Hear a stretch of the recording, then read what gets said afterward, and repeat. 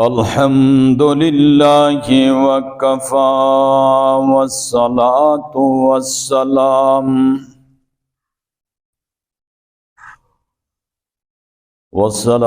والسلام على أشرف الأنبياء والمرسلين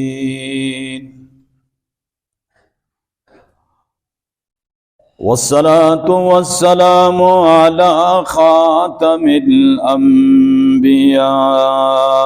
والمرسلين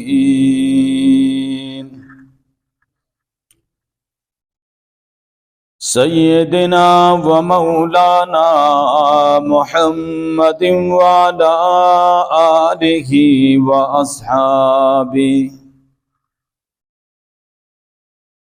وأصحابه الطيبين الطاهرين.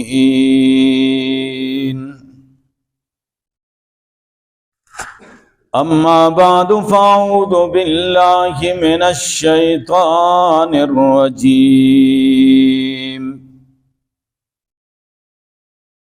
بسم الله الرحمن الرحيم.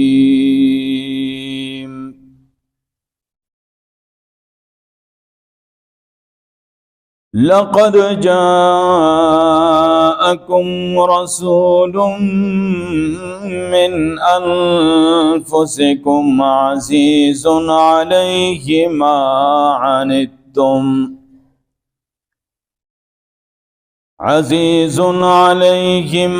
عنتم حريص عليكم بالمؤمنين رؤوف رحيم.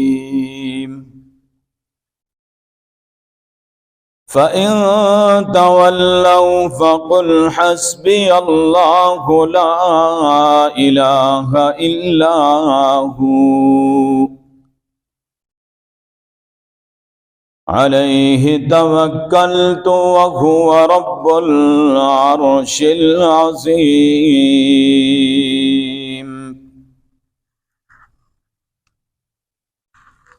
وقال النبي صلى الله عليه وسلم: لا يؤمن أحدكم حتى يكون هواه تبعا لما جئت به، أو كما قال عليه الصلاة والسلام.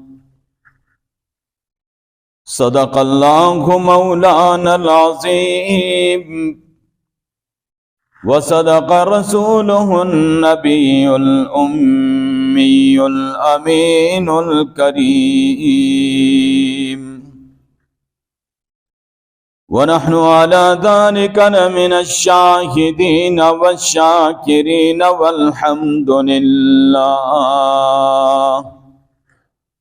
والحمد لله رب العالمين.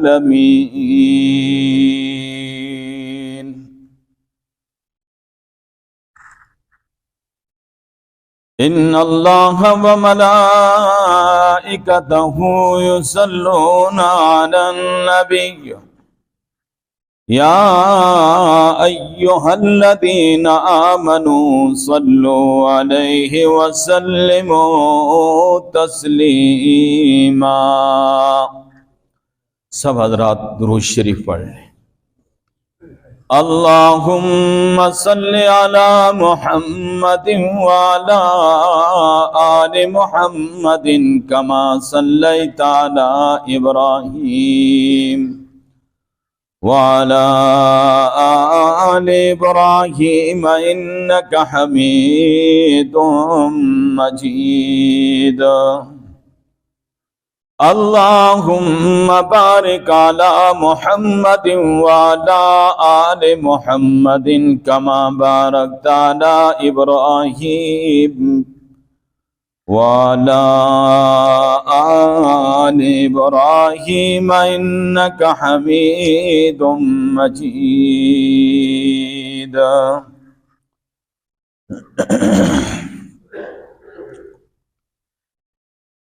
وہ شمع اجالا جس نے کیا 40 برس تک غاروں میں،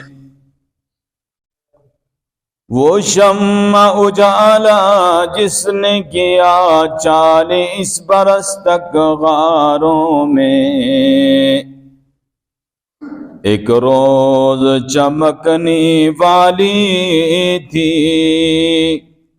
سب دنیا کے درباروں میں، اگر ارض و سما کے محفل میں لولا کلمہ کا شور نہ ہو، اگر ارض و سما کے محفل میں لولا کلمہ کا شور نہ ہو، یہ رنگ نہ ہو گلزاروں میں، یہ نور نہ ہو سیاروں میں، جو فلسفیوں سے کھل نہ سکا اور نکتہ وروں سے حل نہ ہوا، جو فلسفیوں سے کھل نہ سکا اور نکتہ وروں سے حل نہ ہوا، وہ راز کملی والے نے بتلا دیا چند اشاروں میں۔ یا رب صلی وسلم دائما ابدا علی حبیبک خیر الخلق کلہم، هو الحبیب الذی ترجى شفاعته لكل هول من الاحوال مقتحم۔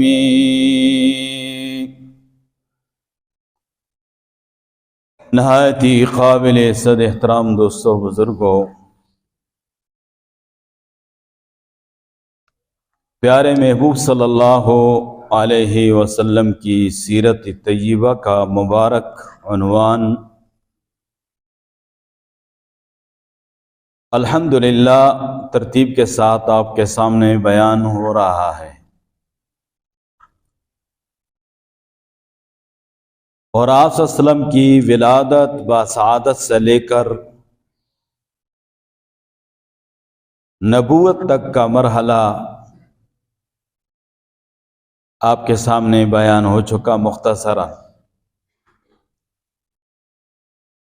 اور انشاءاللہ اس کے بعد نبوت سے لے کر ہجرت تک کا مرحلہ جو ہے اس کا آغاز ہوگا۔ گزشتہ جمعے میں نے آپ کے سامنے یہ بات رکھی کہ پیارے محبوب صلی اللہ علیہ وسلم کی مبارک عمر کے 40 سال پورے ہوئے، اور اس سے ایک دن اوپر ہوا آپ اپنے معمول کے مطابق غار حرا میں ہیں، اور جو مسلسل آپ وہاں گوشہ نشین رہتے، گویا کہ اعتکاف فرماتے اور اللہ کی عبادت میں، اللہ کی یاد میں مصروف رہتے۔ جبریل امین نے آ کر سلام کیا اور اپنا تعارف کرایا کہ میں جبریل امین ہوں، اور ساتھ ہی بشارت سنا دی کہ آپ محمد الرسول اللہ صلی اللہ علیہ وسلم ہیں۔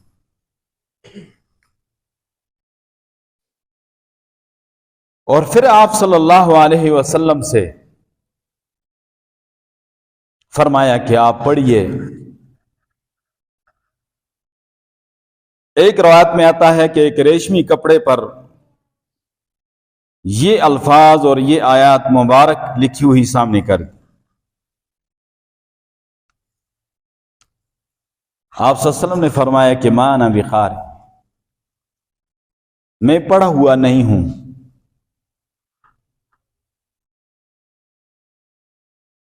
اور پھر دوبارہ آپ صلی اللہ علیہ وسلم کو اپنے سینے کے ساتھ جبریل امین نے لگایا اور پھر فرمایا کہ آپ پڑھیے، تو آپ نے پھر یہی جواب فرمایا کہ ما انا بقارئ، میں تو پڑھا ہوا نہیں ہوں۔ تیسری بار سینے مبارک کے ساتھ لگا کر ذرا دبایا اور کہا کہ پڑھیے اقرا بسم ربک الذی خلق، پڑھیے اپنے پروردگار کے نام کے ساتھ کہ جس نے سب مخلوق کو پیدا کیا ہے۔ آپ صلی اللہ علیہ وسلم کے مبارک زبان پہ یہ الفاظ جاری ہو گئے، اور یہ 5 آیتیں اللہ کی آخری اور لازوال کتاب کی آپ صلی اللہ علیہ وسلم پہ نازل ہوئی۔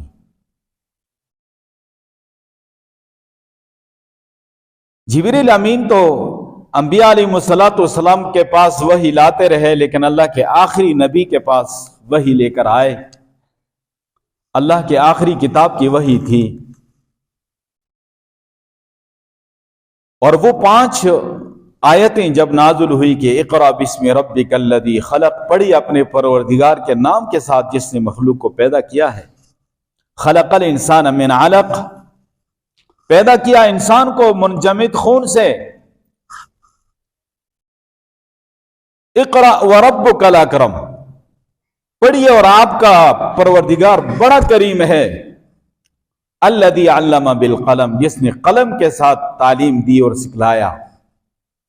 علم الانسان ما لم یعلم، انسان کو وہ علم سکھایا جو وہ نہیں جانتا تھا۔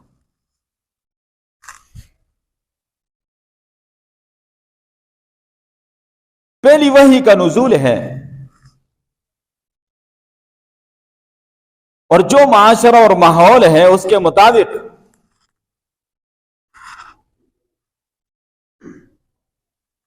اگر پہلی وحی کا نزول میں یہ حکم ہوتا کہ اللہ کی وحدانیت کا ذکر ہو، شرک اور بت پرستی عام ہے تو اس کا رد ہوتا، یا نبوت اور رسالت کا ذکر ہوتا کہ انسانیت کا ملائے اعلیٰ سے جو رابطہ کٹ چکا تھا تقریباً 600 سال کے بعد یہ آسمانی کال آئی ہے، آسمانی وحی آئی ہے، اور انسانیت کا ملائے اعلیٰ سے رابطہ قائم ہوا پیارے محبوب کے ذریعے سے، تو نبوت اور رسالت کا ذکر ہوتا،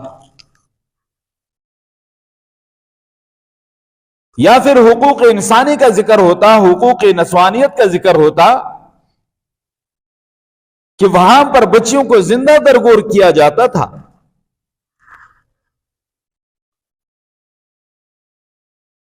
یا اللہ کے طرف سے سب سے پہلے اچھے اخلاق کی تعلیم کا حکم آتا کہ معاشرے میں بگاڑ بہت زیادہ تھا، لیکن نہیں، سب سے پہلا حکم جو آیا تو وہ پڑھنے اور پڑھانے کے لیے تھا، سیکھنے اور سکھانے کے حوالے سے تھا۔ اور معلوم یہ ہوا کہ یہ پڑھنا پڑھانا ہو جاتا ہے اور سیکھنا سکھلانا ہو جاتا ہے اور انسان کے اندر علم آ جاتا ہے تو انسان کے اندر شعور آ جاتا ہے۔ جب شعور آ جاتا ہے تو یہ ساری برائیاں خود بخود ختم ہو جاتی۔ اس لیے سب سے پہلا حکم جو ہے وہ پڑھنے کے حوالے سے ہے، اقرا۔ معلوم یہ ہے کہ دین اسلام میں تعلیم جو ہے اس کو بنیادی حیثیت حاصل ہے، پڑھنے پڑھانے کو بنیادی حیثیت حاصل ہے۔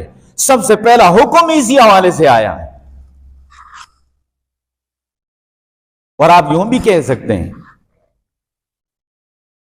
کہ جب انسانیت کو اللہ نے اس کائنات میں آباد کیا اور سب سے پہلے انسان حضرت آدم علیہ السلام، ان کو اللہ نے جو تعلیم دی تو وہ تعلیم یہ تھی کہ وَعَلَّمَ آدَمَ الْأَسْمَاءَ كُلَّهَا، اللہ نے آدم علیہ السلام کو چیزوں کے نام بتا دیے، یہ فلاں چیز ہے، یہ فلاں چیز ہے۔ گویا کہ نرسری کلاس کا آغاز اس وقت سے ہوا، لیکن جب اللہ کے پیارے محبوب صلی اللہ علیہ وسلم پہ پہلی وحی آئی تو یہاں آغاز تھا اقرا سے۔ تو معلوم یہ ہوا کہ اب وہ علوم جو ہے اور وہ تعلیم جو ہے جس کا آغاز آدم علیہ السلام کے زمانے سے ہوا، چھوٹی کلاس اور نرسری کلاس سے ہوا، آج اس تعلیم کا عروج ہونے والا ہے، اس کی انتہا کو وہ تعلیم پہنچنے والی ہے۔ اس لیے اقرا سے سب سے پہلے وحی جو ہے اس کا نزول ہوا،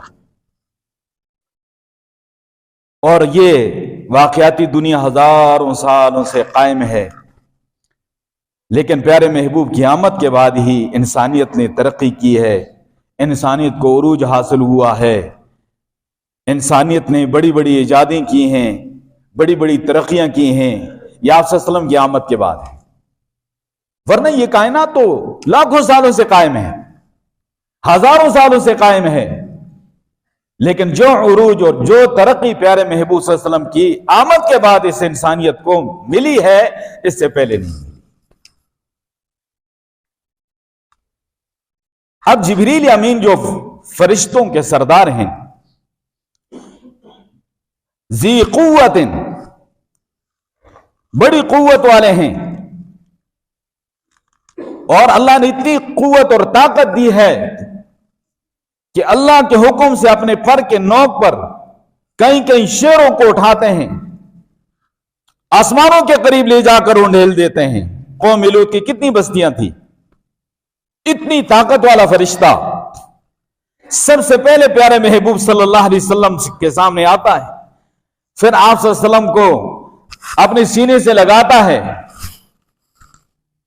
اس کی کیا کیفیت ہوگی اور اس کی کتنی ہیبت ہوگی، اور پھر سب سے پہلے قرآنی آیات کا نزول ہوتا ہے۔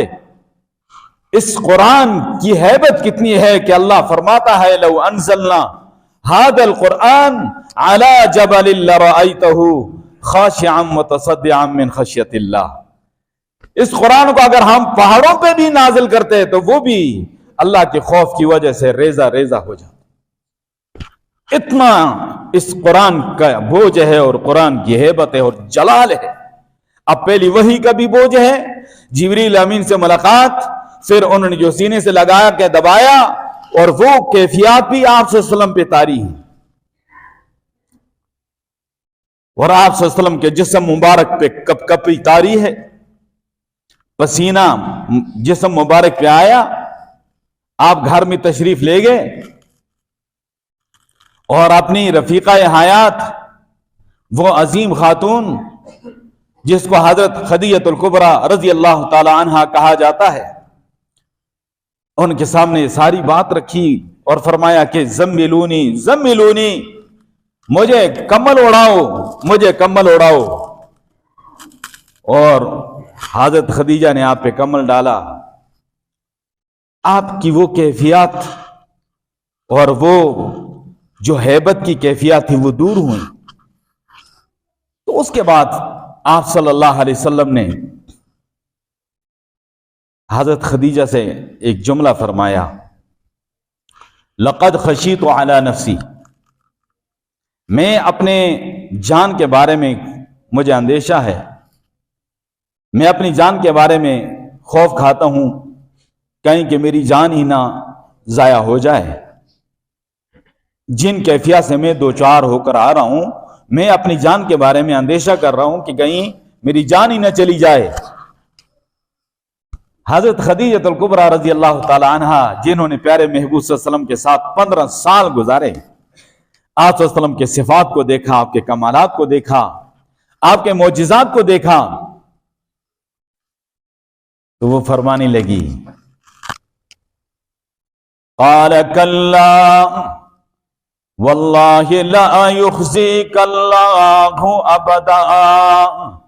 اما خدیجہ فرماتی ہیں ہرگز نہیں، اللہ کی قسم، اللہ آپ کو ضائع نہ ہونے دے گا، اللہ آپ کو تکلیف نہ پہنچنے دے گا۔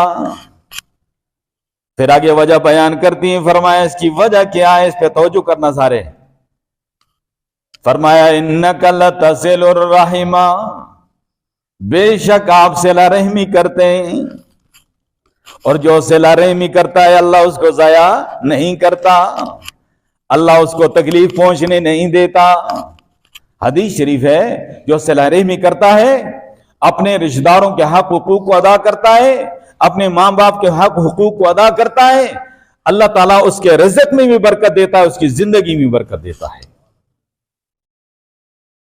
انک لتصل الرحم، بے شک آپ صلہ رحمی فرمانے والے ہیں، اس لیے اللہ آپ کو کبھی بھی ضائع نہ ہونے دے گا۔ وتحمل الکل، اور آپ لوگوں کے بوجھ اٹھاتے ہیں، لوگوں کی ذمہ داریاں اٹھاتے ہیں۔ وتکسب المعدوم، اور آپ لوگوں کو کما کما کر دیتے ہیں، بے کسوں کو، کمزوروں کو آپ کما کما کر دیتے ہیں۔ وتقری الضیف، آپ مہمانوں کا اکرام فرماتے ہیں، مہمان نوازی اللہ نے آپ کو بہت عطا کی، اور جو مہمان نواز ہوتا ہے اللہ اس کو برکتیں عطا کرتا ہے۔ وتعین علی نوائب الحق، ہر حقدار کو اس کا حق دلانے میں اس کا ساتھ دیتے ہیں، مظلوم کے ساتھ کھڑے ہو کر اس کا حق اس کو دلاتے ہیں۔ یہ ایسی صفات میرے پیارے محبوب آپ میں اللہ نے رکھی کہ اللہ آپ کو کبھی ضائع نہ ہونے دے گا۔ یہ صفات ہیں، یہ ساری کی ساری صفات پہ آپ غور فرمائیں تو یہ سارے رفائی کام ہیں۔ کیا ہیں؟ سارے رفائی کام ہیں۔ انک لتصل الرحم، آپ صلہ رحمی فرماتے ہیں، وتحمل الکل، اور آپ جو ہیں لوگوں کے بوجھ اٹھاتے ہیں، ان کی ذمہ داریاں اٹھاتے ہیں۔ وتکسب المعدوم، اور جو بے کس لوگ ہیں، کمزور لوگ ہیں، ان کو کما کما کر دیتے ہیں۔ وتقری الضیف، اور مہمانوں کا آپ اکرام کرتے ہیں۔ وتعین علی نوائب الحق، اور صاحب حق کو اس کا حق دلاتے ہیں، مظلوم کے ساتھ کھڑے ہو کر اس کا حق دلاتے ہیں۔ یہ سارے کے سارے رفائی کام ہیں۔ معلوم یہ ہوا کہ اللہ نے اپنے پیارے محبوب صلی اللہ علیہ وسلم کو انسانیت کے لیے اتنی محبت اور تڑپ عطا کی تھی کہ نبوت ملنے سے پہلے یہ صفات اللہ نے آپ میں رکھے تھے۔ یہ صفات آج ہر مسلمان کو اپنے اندر پیدا کرنی چاہیے۔ یہ سارے رفائی کام ہیں۔ اور یہ صدقہ اور خیرات قرآن شریف کی آیت سے معلوم ہوتا ہے کہ انسان جب دنیا سے چلا جائے نا تو اس کی سب سے پہلی اور سب سے بڑی خواہش یہ ہوگی کہ اگر مجھے دنیا میں واپس بھیجا جائے تو میں اللہ کے راستے میں صدقہ کروں گا۔ میں اللہ کے راستے میں کیا کروں گا؟ صدقہ کروں گا۔ قرآن کی آیت، یا ایھا الذین آمنوا انفقوا مما رزقناکم من قبل ان یأتیکم الموت، اے ایمان والو اللہ کے راستے میں خرچ کرو اس سے پہلے کہ تمہارے پاس موت آ جائے۔ اور جب موت آ جائے گی تو اس وقت پھر خواہش کرے گا کاش کہ مجھے اتنی مہلت مل جائے دوبارہ، فاصدق، میں خوب صدقہ کر لوں، واکم من الصالحین، اور میں صالحین میں شامل ہو جاؤں۔ سب سے بڑی خواہش انسان کی یہ ہوگی کہ میں صدقہ کروں، کیونکہ صدقے کے برکات وہ دیکھے گا۔ دنیا سے جانے والا صدقے کے برکات کو دیکھے گا، اس کی سب سے بڑی خواہش یہ ہوگی کہ مجھے دنیا میں دوبارہ مہلت مل جائے تو میں خوب صدقہ کروں گا۔ تو معلوم یہ ہوا کہ یہ جو رفائی کام ہوتے ہیں یہ بہت عظیم مشن ہے، اور یہ اللہ کے پیارے محبوب صلی اللہ علیہ وسلم کا مبارک مشن تھا۔ حضرت خدیجہ الکبریٰ رضی اللہ تعالی عنہ، اللہ نے ان کو اتنی پاکیزگی اور طہارت عطا کی، اور اللہ نے ان کو علم دیا، سمجھ عطا فرمائی، اور ایک پاکیزہ خاندان کی عظیم خاتون ہیں، اور ان کے خاندان میں پہلے شریعتوں کے بڑے بڑے علماء ہیں۔ وہ فوراً سمجھ گئی کہ یہ جبریل امین آ گئے، اور اللہ نے اپنے پیارے نبی صلی اللہ علیہ وسلم کو نبوت اور ختم نبوت سے سرفراز فرما دیا ہے۔ بہت خوش ہوئی۔ اور اس کے بعد ایک عداس نامی ایک غلام ہے، غلامی کی زندگی گزار رہا ہے بیچارہ، پتہ نہیں کہاں کا تھا، پہلی آسمانی کتابوں کا عالم تھا۔ یہ اس کے پاس تشریف لے جاتی ہیں اور اسے پوچھتی ہیں کہ میں تجھے اللہ کا واسطہ دے کر پوچھتی ہوں کہ جبریل کون ہے؟ تو وہ سیدھا ہو کر بیٹھ کر کہتا ہے کہ بی بی جی، آپ اس بت پرستوں کی زمین پر اس جبریل کا نام لے رہی ہیں؟ وہ تو فرشتوں کا سردار ہے، وہ تو امانت دار فرشتہ ہے، اور وہ فرشتہ ہے جو حضرت موسیٰ علیہ السلام پہ وحی لے کر آتا، حضرت عیسیٰ علیہ السلام پہ وحی لے کر آتا۔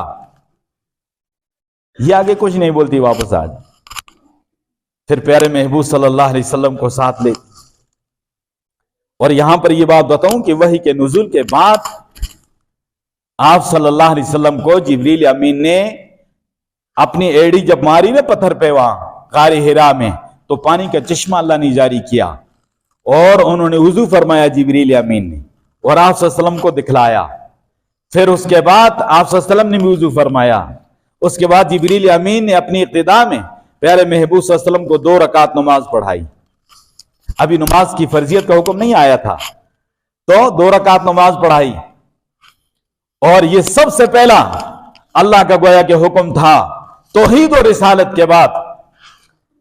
اور نوریوں کے سردار بھی اور انسانوں کے سردار بھی اللہ کے سامنے جھک گئے، اور یہ پیغام تھا کہ یہ پوری کائنات اور پوری دنیا اللہ کے سامنے جھکے گی۔ حضرت خدیجہ نے آپ کو لیا اور اپنے چچا زاد بھائی ورقہ ابن نوفل کے پاس تشریف لے گئی۔ یہ بڑے عالم تھے، آسمانی شریعتوں کے، آسمانی کتابوں کے بڑے عالم تھے۔ تو جا کر کہا، بھائی جان آپ محمد صلی اللہ علیہ وسلم سے ان کی کارگزاری سنیے۔ تو آپ صلی اللہ علیہ وسلم سے انہوں نے کہا، بھتیجے آپ بتائیں کہ کیا معاملہ ہے؟ تو آپ صلی اللہ علیہ وسلم نے فرمایا کہ یہ معاملہ ہے کہ میں تو کئی عرصے سے غار حرا میں جا کر گوشہ نشینی اختیار کر کے اللہ کے دھیان میں تھا، لیکن اس طرح جبریل امین آئے اور اس طرح جو ہے آیتیں اتری اور ساری بات بتا دی۔ وہ عمر رسیدہ اچھل کر بیٹھ گیا، گویا کہ اس کو کرنٹ لگ گیا، اور اس نے کہا کہ اللہ کی قسم آپ اللہ کے آخری نبی ہیں، اللہ نے آپ کو ختم نبوت کا تاج آپ کے سر پہ رکھ دیا ہے، آپ امام الانبیاء ہیں، آپ خاتم الانبیاء ہیں۔ اور آگے بڑھا اور آپ صلی اللہ علیہ وسلم کے ہاتھوں کو بوسہ دیا، آپ کی پیشانی کو بوسہ دیا، اور اس کے بعد فرمایا آپ کو مبارک ہو۔ اور حضرت خدیجہ سے فرمایا کہ آپ کو مبارک ہو کہ آپ کے شوہر کو اللہ نے نبوت اور رسالت سے سرفراز فرما دیا۔ اور پھر انہوں نے فرمایا کہ بھتیجے ایک بات سنو، کاش کہ میں جوان ہوتا نا، ابھی میں آپ کا ساتھ لیتا۔ جب آپ اعلان کرو گے یہ لوگ آپ کو ستائیں گے، آپ کو تکلیفیں پہنچیں گی، اور یہاں تک کہ آپ کو مکے سے بھی نکال دیں گے۔ آپ صلی اللہ علیہ وسلم نے فرمایا کہ مکے سے مجھے نکال دیں گے؟ فرمایا ہاں، جو پیغام آپ لے کر آئے ہیں، جو بھی نبی یہ پیغام لے کر آیا اس کے ساتھ اس کی قوم نے ایسا ہی کیا ہے۔ کاش کہ میں اس وقت زندہ ہوں اور میں آپ کا ساتھ دوں جب یہ لوگ آپ کو نکالیں۔ لیکن وہ کافی عمر رسیدہ تھے، اور اس کے بعد بابا جی جو ہے تو عجیب کیفیت سے دو چار ہیں، لاٹھی ہاتھ ملی ہوئی ہے، اور مکے کی گلیوں میں بازاروں میں گھومتے ہیں، جہاں 2-4 لوگ کھڑے ہوتے ہیں ان کو اعلان کر کے کہتے ہیں، او لوگوں سنو، اللہ کی مخلوق کا نجات دہندہ آ گیا ہے، اللہ کا آخری نبی آ گیا ہے، اب بت پرستی کا دور ختم ہو گیا، اب صرف اللہ کی عبادت ہوگی۔ لوگ دیکھتے ہیں تو کہتے ہیں بابا اس کو کچھ ہو گیا، پھر آپس میں باتوں میں مشغول ہو جاتے ہیں، چھڑو اس نو کو جو ہے، دوسرے کہتا ہے یہ بوڑھا ہو گیا ہے، اس کا دماغ اب کام نہیں کر رہا۔ لیکن بابا کو کسی پل آرام نہیں آ رہا، اور ہر گلی اور ہر کوچے میں اپنی لاٹھی کو ٹیکتے ہوئے جا رہا ہے اور لوگوں کو پیغام پہنچا رہا ہے، اور عجیب کیفیت سے 2-4 ہیں۔ اور ان کے جذبات کے کسی نے ذکر کیا، عطر بوئے مصطفیٰ ہر گل سے مہکا شاخ شاخ، پڑھ رہی ہیں بلبلیں احمد کا کلمہ شاخ شاخ، پھوٹتی ہیں کلیاں پڑھ کر قل هو اللہ احد، بج رہا ہے باغ میں احمد کا ڈنکا شاخ شاخ، بس گئی بوئے محمد 400 گلزار میں، بس گئی بوئے محمد 400 گلزار میں، نور احمد غنچہ گل بن کے پھوٹا شاخ شاخ، باغ میں ذکر جمال احمدی سے ہے نہال، خوشا خوشا غنچہ غنچہ پتا پتا شاخ شاخ،